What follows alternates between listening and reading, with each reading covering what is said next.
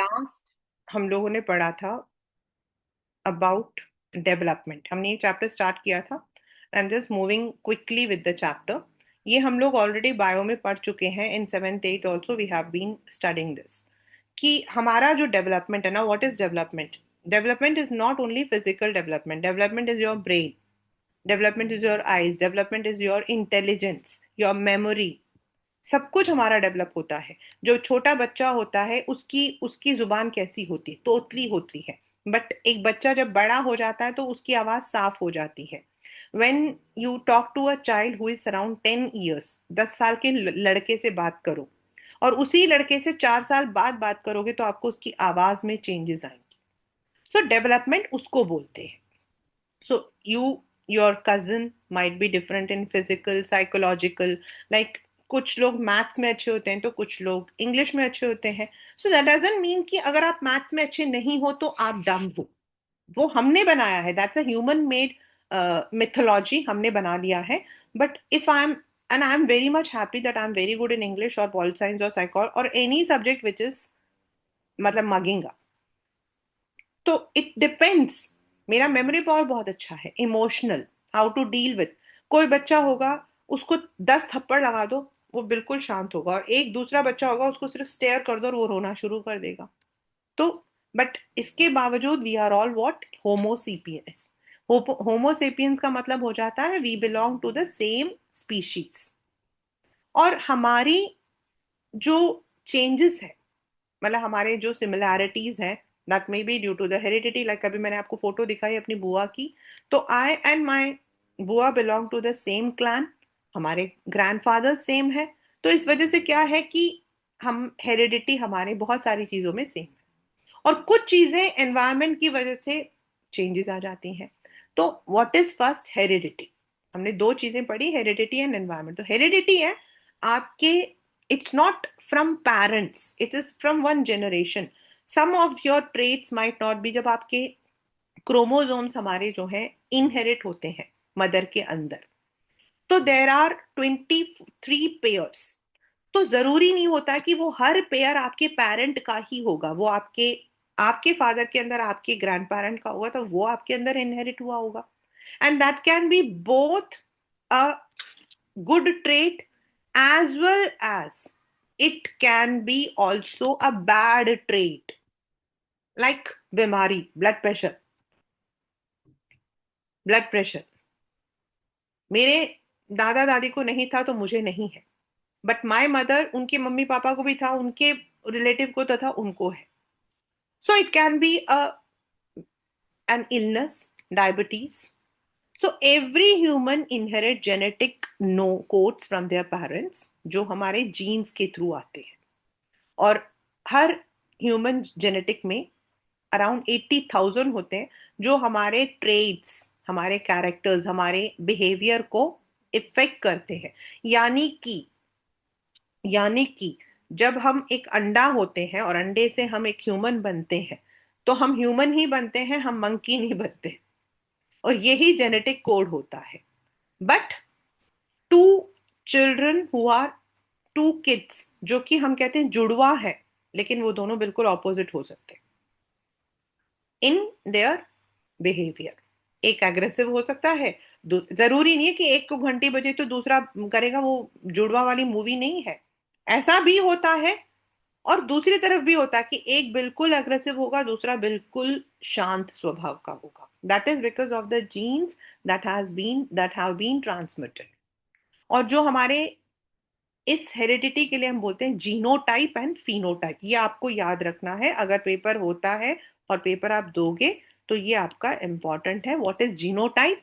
The actual genetic makeup और inherited characters of N, जो हमारे बीमारी भी होते हैं ना, तो हम बोलते हैं ये जीनोटाइप बीमारी है, यानी कि इसे आपने डायरेक्टली अपने पेरेंट्स से इनहेरिट किया है।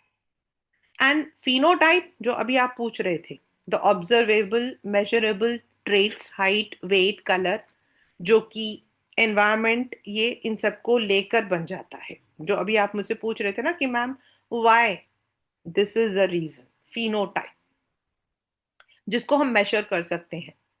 वो जैसे हमारे आईज का कलर, अगर मान लो आप एक ऐसे जगह पर रहते हो जहां धूप ज्यादा है, तो आप देखोगे जो लोग ट्रॉपिकल रीजन में रहते हैं, चाहे वो अमेरिका हो या इंडिया हो, उनका कलर थोड़ा डस्की होता है।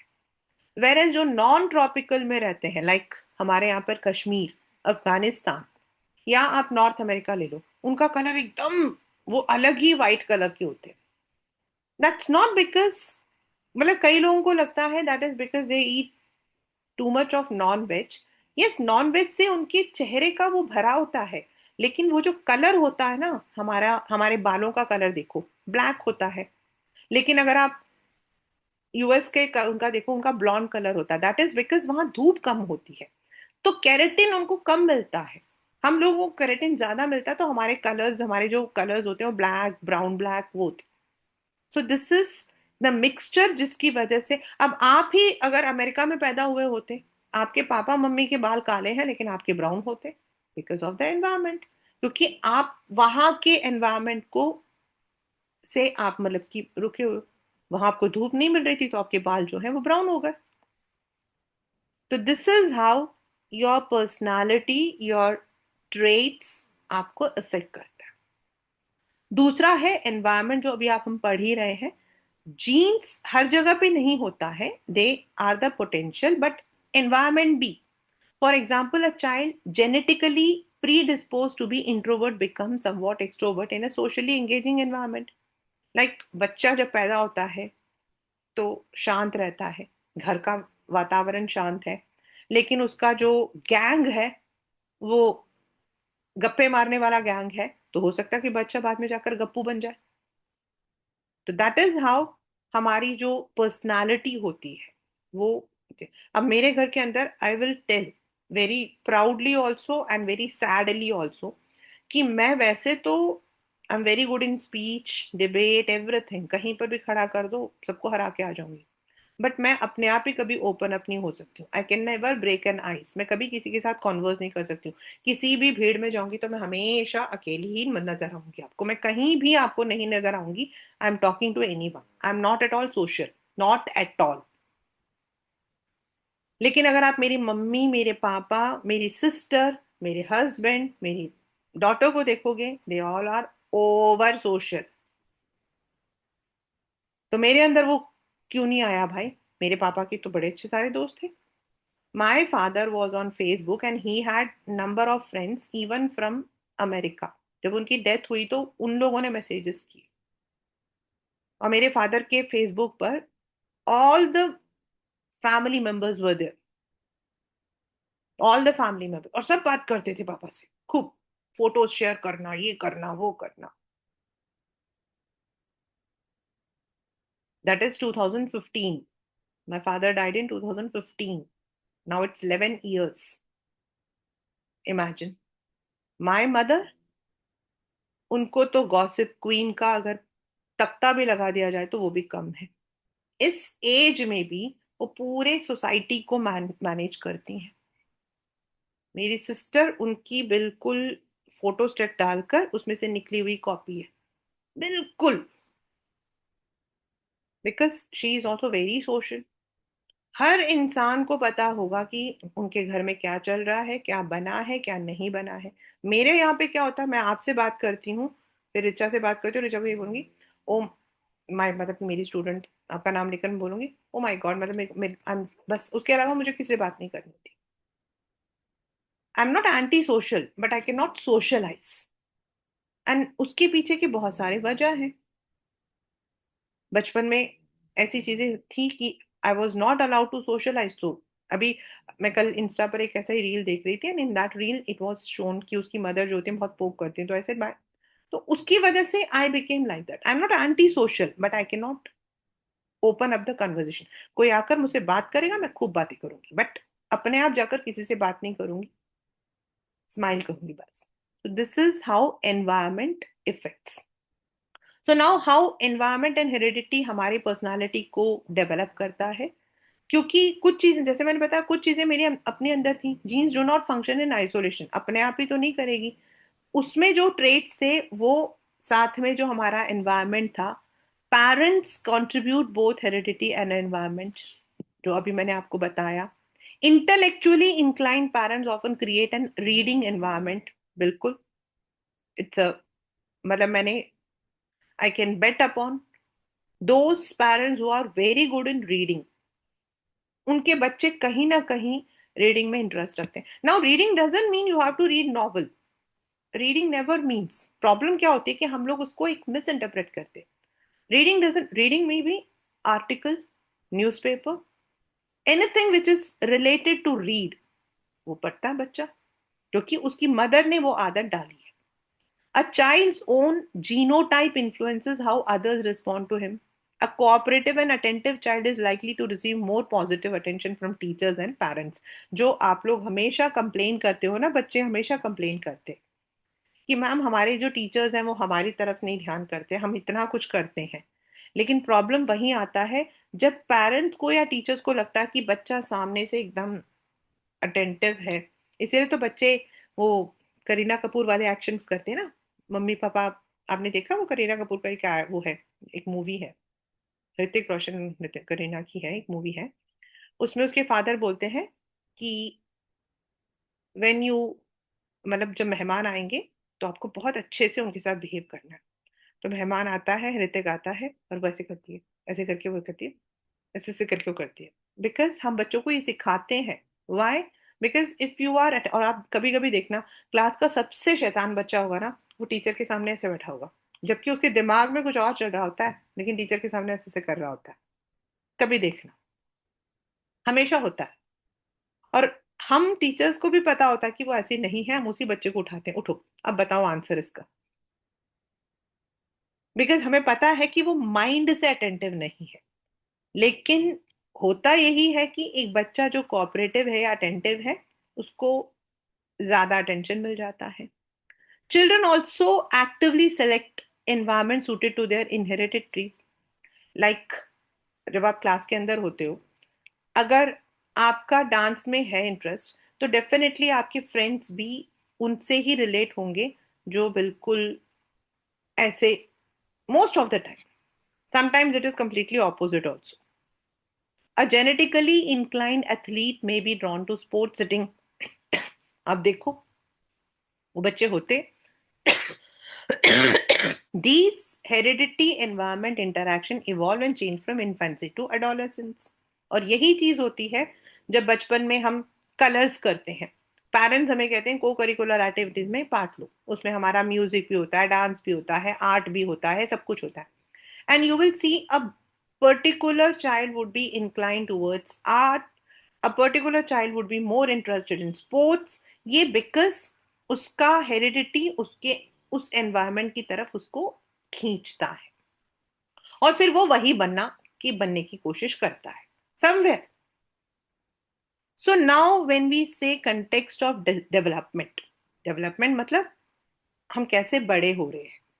Life transitions such as schooling, adolescence, career, marriage, parenthood, retirement, ये सब हमारे biological, हमारे environmental. See, there is one word. The environment can change at any point during the lifespan and affect. जैसे जब Covid आया, Covid की वजह से कितनी सारी चीजों में चेंजेस आए, लोगों की सोच में, इमोशनल डेवलपमेंट चेंज हुआ। सो डेवलपमेंटल प्रोग्रेस का मतलब ये नहीं है हमारा physical development, it can be anything, physical, emotional, हमारे जो इंटेलिजेंस। तो there is always a change according to the environment. अभी आप इंडिया में रहते हो, कल को अगर आप बाहर चले गए, you get married, you go to some other place, आप देखो आपके अंदर की जो चेंजेस हैं वो उस कंट्री के अकॉर्डिंग हो जाएंगे। For example, those who live in western countries, when they come they find India filthy. जिस ऑयल को वो खुश होकर खाते हैं, जिस समोसे को वो खुश होकर खाते हैं, वो आने के बाद कहते हैं प्लीज हमें बेक्ड समोसा दे दो। This is the change in our environment. वो हमारे सोच को, हमारे डेवलपमेंटल प्रोसेस को चेंज कर देता। Now what is Bronfenbrenner's contextual view? मतलब ये एक इंसान था जिसने बोला कि कौन कौन सी चीजें हैं जो हमें अफेक्ट करती हैं, factors affecting our development. Micro, बिल्कुल छोटी छोटी चीजें आपकी फैमिली के साथ, आपके पीयर्स, आपके टीचर्स, आपके नेबरहुड जहां आप रहते हो, उसकी वजह से आपके एनवायरनमेंट, आपके उसमें सोच में चेंज होती है। जो लोग स्ट्रीट्स में रहते हैं, स्ट्रीट्स इन द सेंस की जहां आपके वो मोहल्ला होता है, आप उनकी भाषा देखो। आप जिस स्कूल में पढ़ते हो, एक बच्चा जो डीएवी में पढ़ता है, एक डीपीएस में पढ़ता है और गवर्नमेंट स्कूल में पढ़ता है, उसके लैंग्वेज में देखो फर्क। सीमापुरी के चौल में जाकर 10 दिन रहोगे तो आपकी लैंग्वेज को देखो, आपका डेवलपमेंट देखो, आपके खाने पीने का सिस्टम देखो। देन मीसो सिस्टम, मीसो मतलब हमारा micro example, how a child's parent interact with their teachers. These interactions influence a child's relationship and behaviour. अब आप एग्रेसिव क्यों हो गए? मतलब एक साइकोलॉजिस्ट के पास जाते हो तो सबसे पहले साइकोलॉजिस्ट पूछेगा कि घर में किसी को गुस्सा आता है? आंसर है नो। ठीक है। तो अगला होगा कि वो आपसे कुछ इंसिडेंट्स पूछेंगे। परसों ये इंटरैक्शन का सिस्टम मेरा हुआ था, एज आई टोल्ड यू। तो आप बोलोगे कि माय मदर, मतलब कोई भी बच्चा तो होता है, my mother did not speak good to my teacher, my my my मतलब कि जो मेरी मदर थी, she was very rude to my friend. और उसकी वजह से क्या होगा, आपका रिलेशन या आपका बिहेवियर टुवर्ड्स योर फ्रेंड और योर मदर में चेंज, आपकी सोच। Then the exo system, exo मतलब आउटसाइड, एक्सो मतलब outside, involve social settings, not directly involving. Like अभी मैंने बोला, पेरेंट्स जॉब ट्रांसफर में cause stress in the family, impacting the child's wellbeing. हो सकता है क्योंकि बच्चे बिल्कुल नहीं पसंद करते कि उनका स्कूल चेंज हो जाए। तो if the school is change, they may be affected, वो इंट्रोवर्ट हो जाते हैं। I had a friend Sangeeta Goyal, she was brilliant, she was brilliant. जब वो आई थी साउथ अफ्रीका से हमारे स्कूल, तो हम सबको उसने आउटस्टेड कर दिया था। हम तो उसके नियर बाय भी नहीं आ पाते थे, वो इतनी इंटेलिजेंट थी। बट किसी से बात नहीं करती थी, किसी से सिवाय टीचर से। तो शुरू शुरू में तो सबको लगा कि वो बहुत एटीट्यूड वाली है, because she has come from south Africa. और फिर वो बाद में पता लगा कि शी वॉज डिस्टर्ब्ड। 9 इयर्स उसने स्कूल वहां किया था और 10th यहाँ पर उसको करने की वजह से वो डिस्टर्ब थी, शी कुडंट मेक फ्रेंड्स। तो this is how it affects. मतलब she was a very chubby type girl, लेकिन फिर वो यहाँ आकर वो एकदम इंट्रोवर्ट हो गई। That is because of the system. Macro, macro हमेशा होता है बड़ा, माइक्रो छोटा, मैक्रो बड़ा। यानी कि आपका कल्चर, आपकी वैल्यू, आपकी लॉ। अब हम लोगों को देखोगे तो हम लोग बहुत एथिकल चलते। मतलब अगर आप मेरे वाले, आपके पापा, मेरे वाले एज के लोगों को देखोगे, हम बहुत एथिक्स को देखते हैं। हमें वो जो आज का जो सोना बाबू वाला पीढ़ी है, वो बिल्कुल बिल्कुल नहीं समझ आता। भैया पब्लिक में खड़े होकर क्यों? तो हमारी वैल्यू सिस्टम्स थी वो, और जो हम फॉलो कर रहे हैं। तो that is how we have been brought up. और हमारा जो बात करने का तरीका, हम चीख कर नहीं बात करते हैं। हमें वो गांधीवादी सिखाया गया था कि भैया एक गाल पे लगा तो दूसरा गाल आगे कर दो। हमें सुभाष चंद्र बोस ने ही सिखाया गया था। So this is how it affects our personality. आप देखो कुछ टीचर्स, कुछ लोग बहुत पोलाइट होते, your value systems they don't go out of that.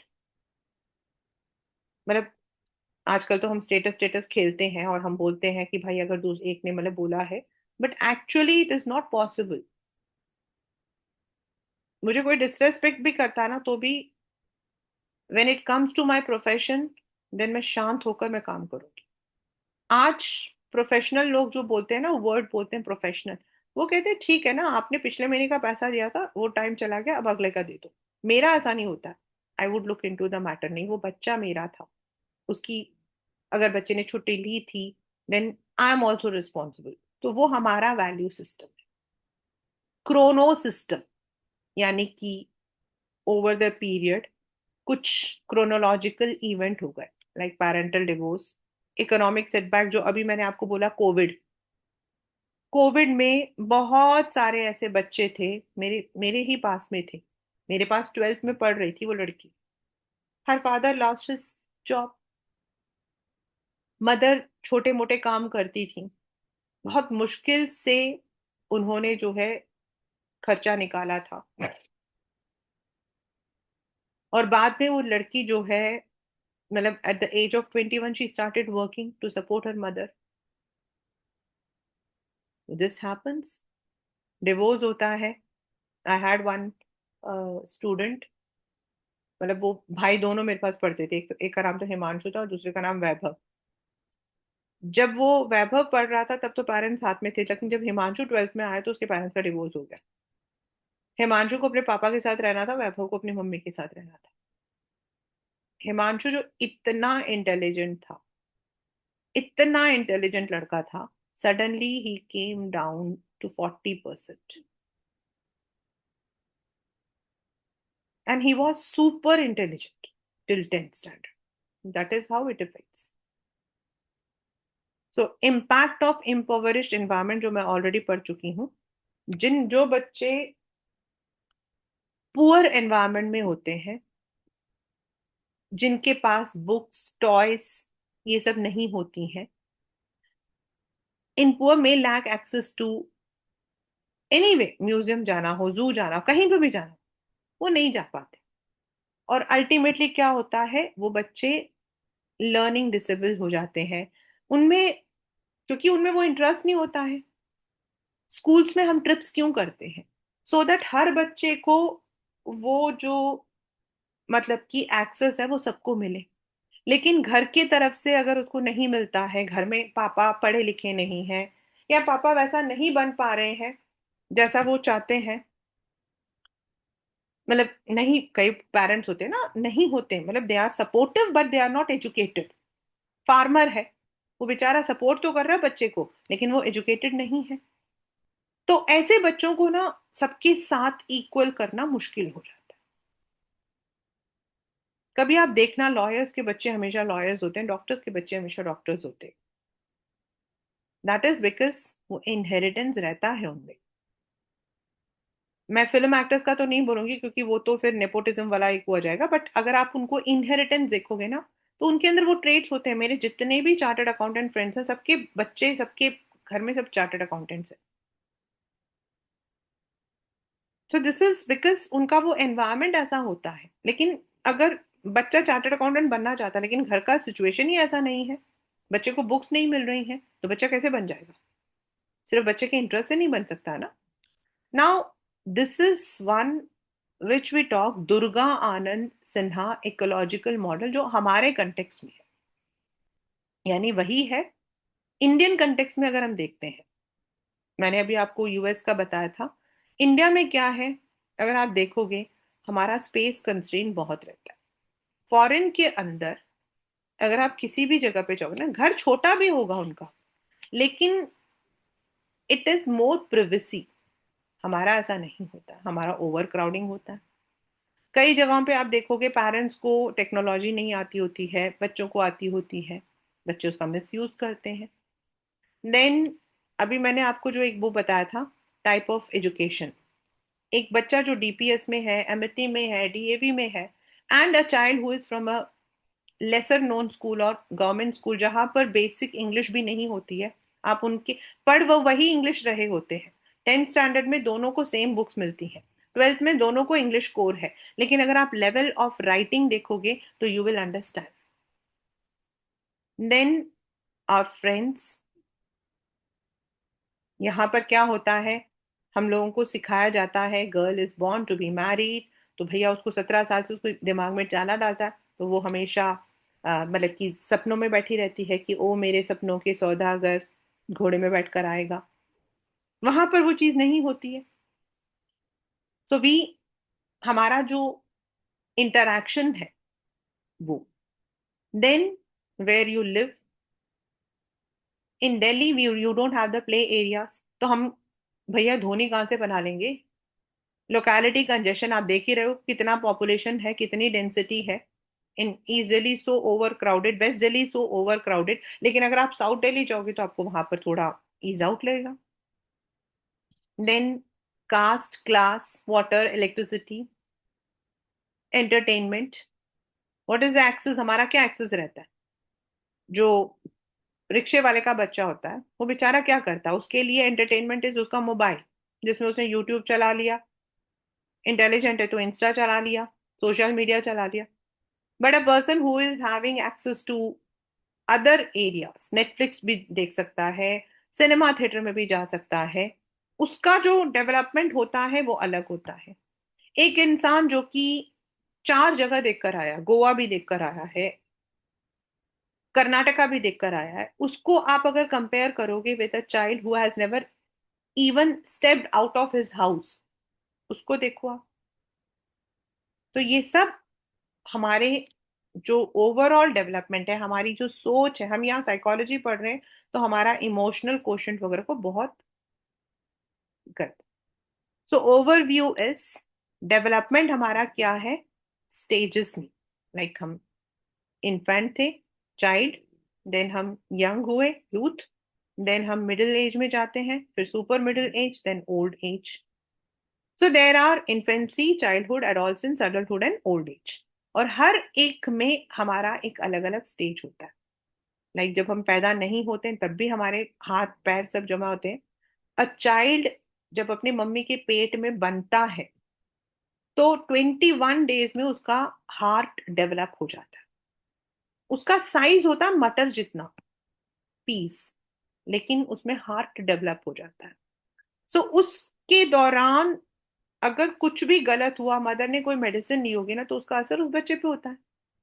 So development within each stage progresses towards a goal और एबिलिटी जो हमें चाहिए होता है। Like at the age of 10 हमारा बिहेवियर, कुछ बिहेवियर हमारे जो हैं इजीली आ जाते हैं, और नॉर्मली गलत बिहेवियर हमेशा जल्दी आते हैं। Development basis task are the social expectations tied to a particular stage of development. ये हमारी एक, हम लोगों ने बना रखा है कि भाई 10 साल के बच्चे को ये चीज आनी चाहिए, 15 साल के बच्चे को ये आना चाहिए, 20 साल के बच्चे को ये आना चाहिए, 25 को ये आना चाहिए।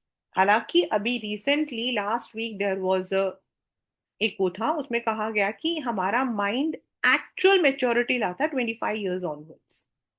And this I can say even with my experience, because 25 के बाद हमें कुछ समझ आता है कि हमें क्या बोलना क्या नहीं बोलना, व्हाट इज द एनवायरमेंट, कहाँ पर हमें हंसना चाहिए, कहाँ पर नहीं आना चाहिए। Till 25 we don't know. So these are the social expectations. आपसे एक्सपेक्टेशंस होंगी, ओके आप 12th स्टैंडर्ड में हो तो आपका ये नेचर होना चाहिए। 12th स्टैंडर्ड का मतलब हर एक पेरेंट, हर एक इंसान एक्सपेक्ट करता है कि जो सामने वाला है वो एकदम, जब उनको दिखे वो बुक में अंदर घुसा हुआ है, जब आप उनको देखो तो वो कहे बोझ है। वो एक्सपेक्टेशंस है। और ऐसा बनने के लिए हमारा इन्फेंसी से जो हम 12th तक आए हैं वो हमारा स्टेज। तो जो हमारे स्टेजेस होते हैं, which I am not going to take up today but I am just telling you, हमारे जो डेवलपमेंटल स्टेजेस होते हैं वो स्टार्ट होता है, हम नॉर्मली जब बच्चा पेट में आता है, जिस दिन आता है, टिपिकली इट इज, अगर मैं बायोलॉजिकली बोलूं तो इट इज जिस दिन आपका लास्ट पीरियड होता है उससे 8 से 14 डेज के बीच में आता है। यानी कि अगर किसी का पीरियड 14th को आया था तो 22nd या 23rd या 24th को वो बच्चा पेट में जाता, मतलब वॉम्ब में जाता। और उस दिन से उसके बाहर निकलने के जो डेज होते हैं 40 to 42 वीक्स, हमारा जो डेज होते हैं, काउंट होते हैं। और ये हमारा ब्लूप्रिंट होता है कि कब हमने कौन कौन सी चीजें, हमारे हम जब पेट में थे तो हमने क्या क्या चीजें ली। लाइक 21 डेज में हमारा हार्ट डेवलप होता है, but it depends on mother's age. अब मम्मी 18 साल की है, बच्ची माँ बन गई है, तो उसका बच्चा भी यूं ही रहेगा, उसका दिमाग भी यूं ही रहेगा। मदर 40 की है, बच्चा तब पैदा हो रहा है, तब भी प्रॉब्लम्स आएंगी। तो देयर इज अ पर्सन, एक प्रॉपर एज होता है मदर का। न्यूट्रिशन, यही आपका नेक्स्ट ईयर आएगा होम साइंस में। During that period iron protein is she getting. Then emotional state सबसे ज्यादा, क्योंकि आपके मूड स्विंग्स तो ऐसे होते हैं। Postpartum साइकोसिस, pre partum साइकोसिस। अभी मदर को लग रहा होगा कि उसे खट्टा खाना, 2 मिनट बाद उसे लगेगा उसे मीठा खाना।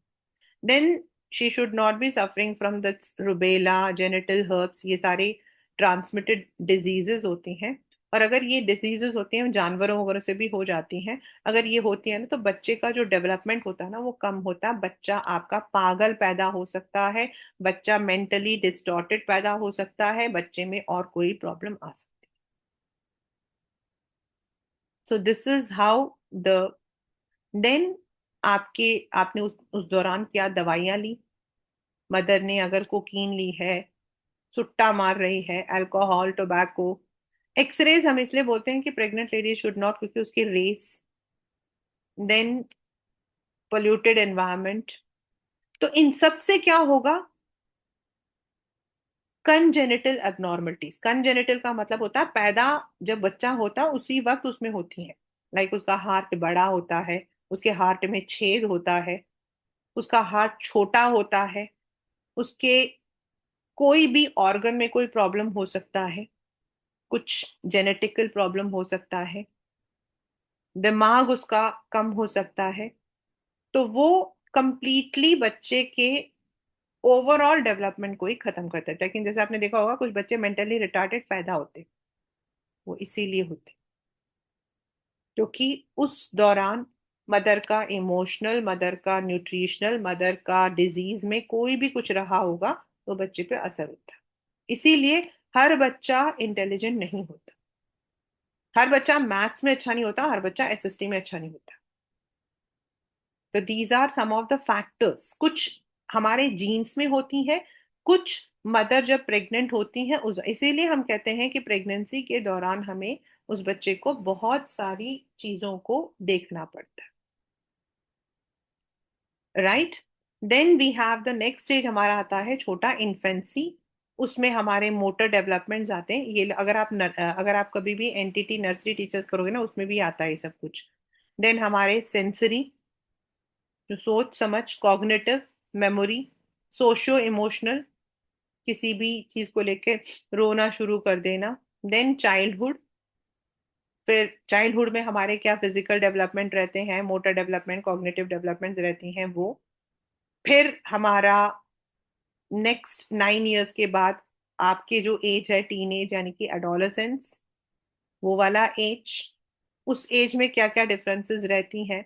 फिर उसके बाद हम बड़े बड़े बन जाते हैं, दैट इज एडोलेसेंस के बाद जो होता है। और एडोलेसेंस वाला जो, अगर आपका एग्जाम है तो this portion will be very important for you, very very important. और ये जो एडोलेसेंस वाला ना, this will be also related, if अगर आपके पास फिजिकल, उसका नाम क्या, फिजिकल एजुकेशन, तो उसमें भी आता है।